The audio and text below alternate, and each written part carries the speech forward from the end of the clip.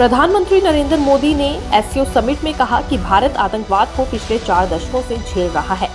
SCO summit से ठीक पहले फोटो सेशन में प्रधानमंत्री की ओर से हिस्सा लिया गया। इसके बाद पुतिन और जिनपिंग से मुलाकात की। तीनों नेता एक दूसरे के हाथ पकड़े नजर आए।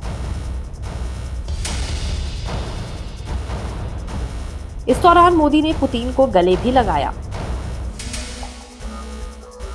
ठीक इसके बाद एससीओ बैठक में प्रधानमंत्री नरेंद्र मोदी शामिल हुए, जहां नेताओं को संबोधित करते हुए उन्होंने कहा कि भारत पिछले 4 दशकों से आतंकवाद का दंश झेल रहा है। एक्सेलेंसी, भारत पिछले 4 दशकों से निर्मम आतंकवाद का दंश झेल रहा है।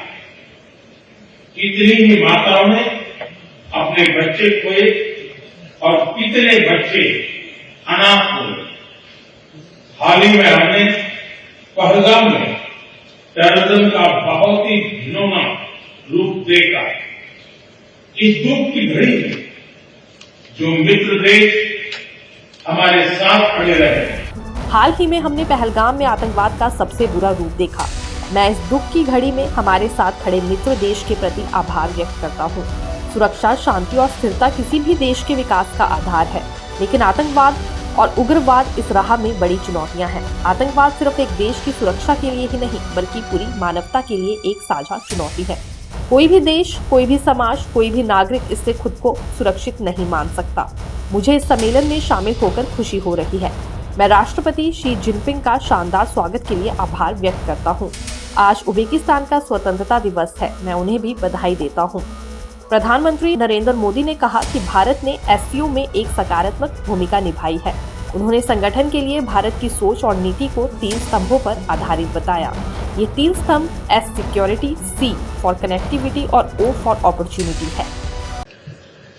एक्सेलेंसी, पिछले 24 वर्षों एससीओ का पूरे यूरेशिया क्षेत्र की एक्सटेंडेड फैमिली को जोड़ने में बहुत महत्वपूर्ण योगदान रहा। भारत ने एक सक्रिय सदस्य के रूप में हमेशा कंस्ट्रक्टिव और सकारात्मक भूमिका निभाई है।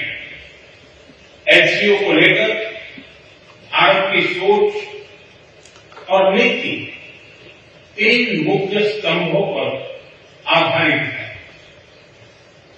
एससीओ, एस सिक्योरिटी, सी कनेक्टिविटी, ओ अपॉर्चुनिटी। नवोदय टाइम्स पंजाब केसरी के लिए दीक्षा शर्मा की रिपोर्ट।